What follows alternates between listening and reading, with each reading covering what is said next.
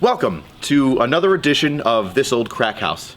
As you'll notice, I have a Basement Jesus shirt on today because we are going to have our conversation with Basement Jesus at the end of this video.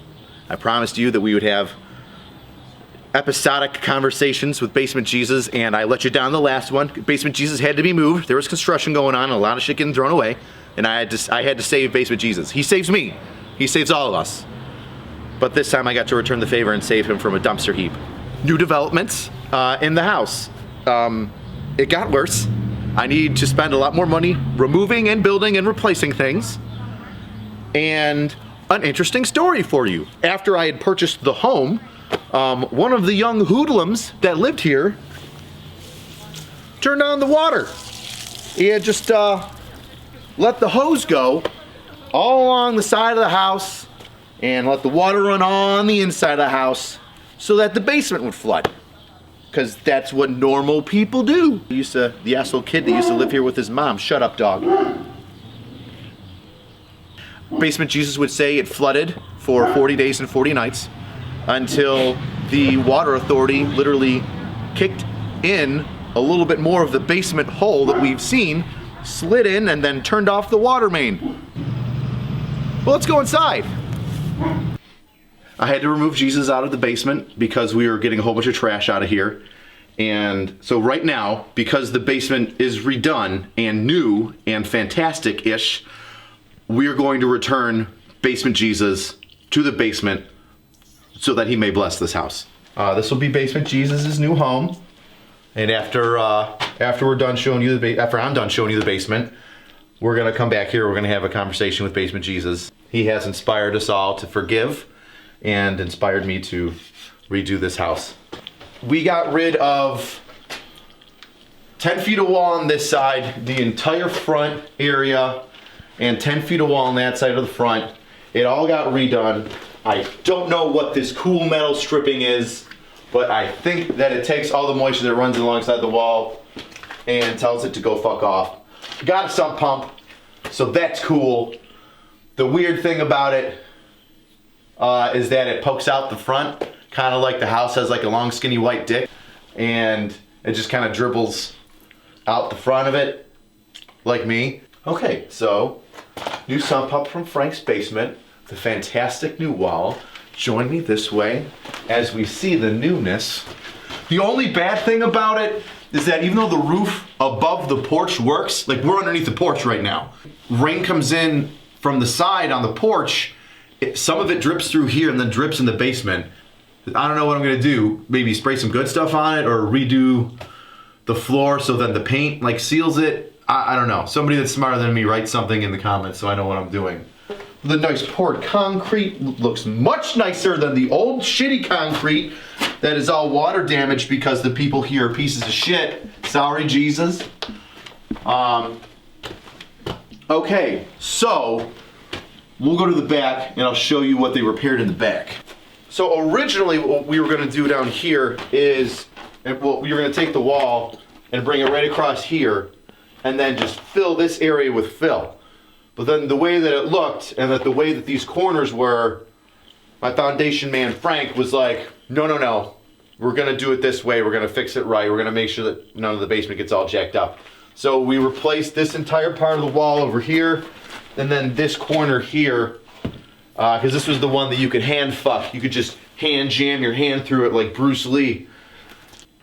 Devastating. This beam is going to be replaced. I believe this and this beam, this Y beam, are going to be replaced because they were soaked so full of fucking water. When I had the foundation guy come in, he's like, hey, listen, I'm going to water test these beams for you for free, like just to check them out. And he's like, they're like over 20% like water damage. Like they're waterlogged, they're trash.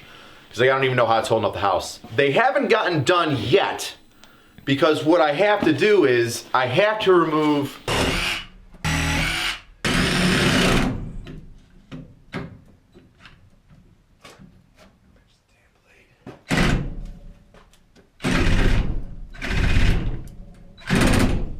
some of these pipes.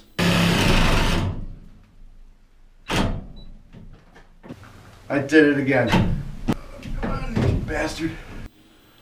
That are going up to the radiators in all the different rooms because they're in the way of the beams. Oh, come on. And for some reason, this isn't the only fucking house I've seen it in.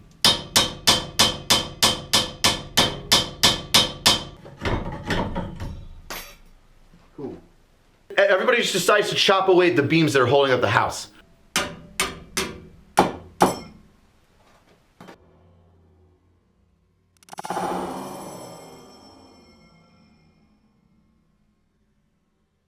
And that's why you wear safety glasses. Unless you're me and an idiot.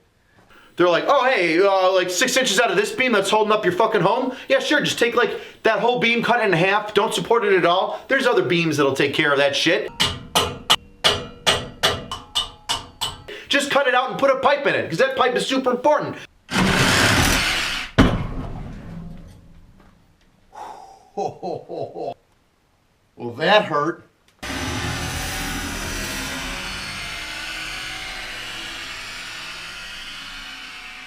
We couldn't possibly move it in some other fucking direction. There's no 90-degree stem for this. No, we've got to go 45 right through this fucking thing that holds up the house.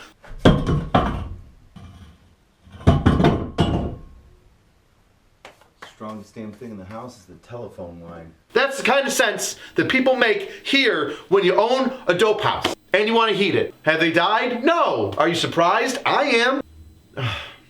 So the beams had to be replaced because the idiots before me decided to cut huge chunks of them out as if they were human versions of termites. Now here's the shitty part of the story. When I was gonna cut these away, I had a plumber come in and I was like, hey man, I got this old school boiler system with a brand new boiler. The boiler's only a year old. Why don't you come in here and look at it and see what needs updating? And then I'll go from there with your recommendation. Not good news. Could it get worse? Of course it can. This is the crack house from hell. Let me bring you around to the boiler and show you the bad news. When the plumber came in and I told him what I kind of wanted to do, like, hey, can you remove all the piping? Can we remove some of it? Can we keep some of it so that it's the most cost effective for me? And he looks at me and says, you don't want to know. Yes, and that's what through my mind is absolutely like just emptiness and shit. I said, what's the deal? You'll notice that there's a little water droplet right there. Now, that's not the only one that is there. There are many throughout the entire system. And you'd be like, oh, that's just condensation, AC. Like, that ain't no thing. No. For everybody that's grown up in the Northeast, you know what that means. It means that the pipes froze with water in them, and the water expands, and then it pulls away. So now this is a leak, so this has to get repaired. Well, so does this one, because that one leaks. So do a couple cracks in some of the other pipes. So does the fucking 1-year-old boiler, because it flooded when they flooded the GD in house. Sorry, Jesus.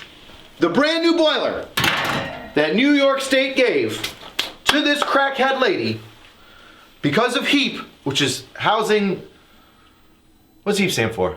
I don't know. Look up what HEAP stands for. It's like heat and energy program, heat assistance energy program. So basically she got this fucking furnace for free, just about, and then decided, oh, well, I'm losing my house because I didn't pay my taxes.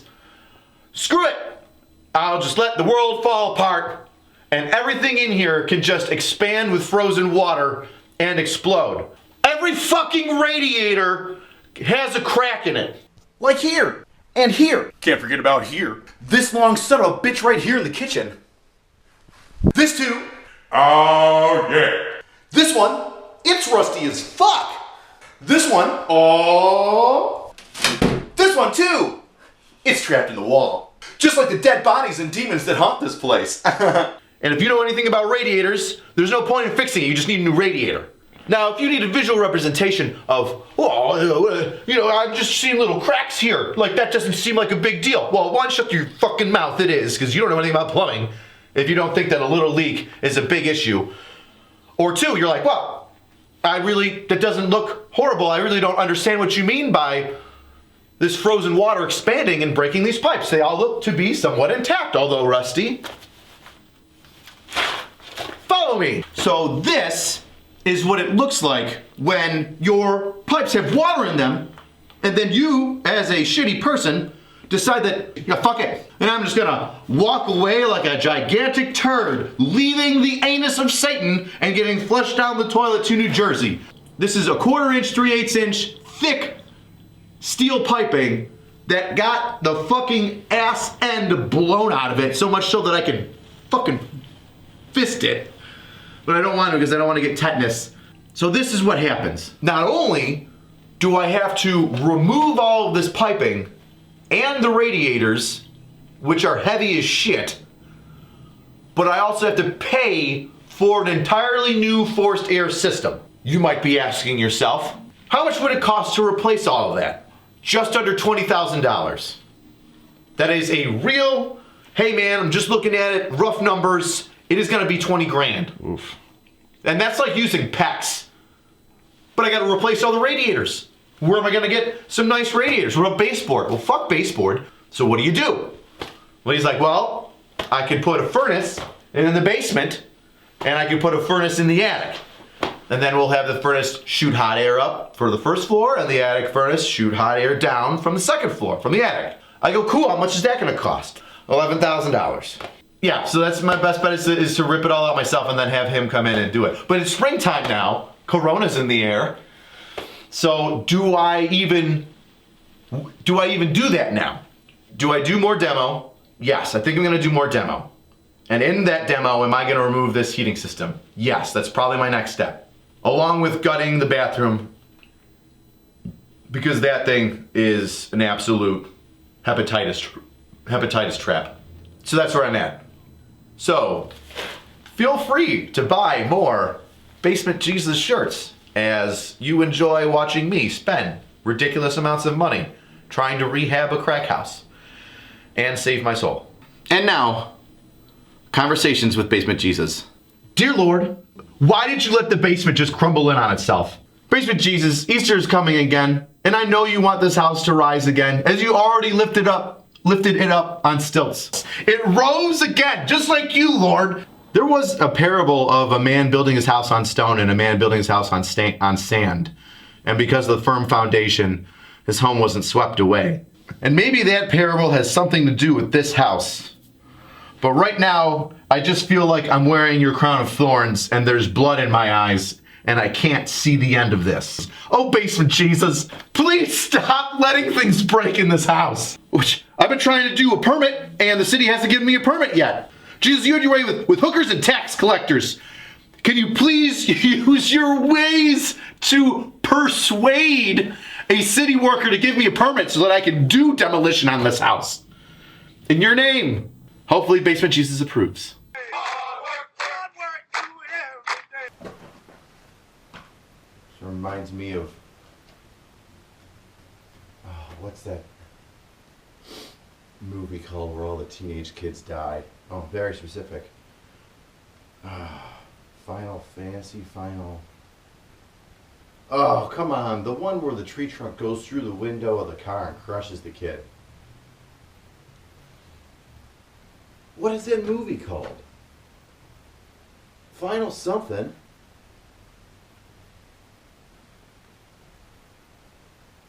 Final what? Oh my God, I'm gonna have to Google it. Oh, I'm not gonna be able to get over it. I can't stop thinking about. I'm not gonna be able to stop thinking about what that stupid movie is. Why do I have Final Fantasy stuck in my head? It should be Final. Ah. If you're wondering why I'm standing out here in the cold, freezing my balls off, it's because the crack house doesn't have heat right now. And you can help me out with that by purchasing a This Old Crack House shirt, much like this. It comes in a bunch of different colors. And for every shirt that you buy, I get less and less in debt for this horrible decision that I made. And you might be thinking to yourself, well, why should I help out this idiot for making a poor life choice? And I hear ya. Trust me, I do. But consider this. You're watching my horrible, miserable existence and getting off in it. So consider it more of a trade, as you get to see me suffer and laugh at my horrible inconvenience of buying this home and sinking into debt in exchange for a cool t-shirt and stickers. So there's that. All right.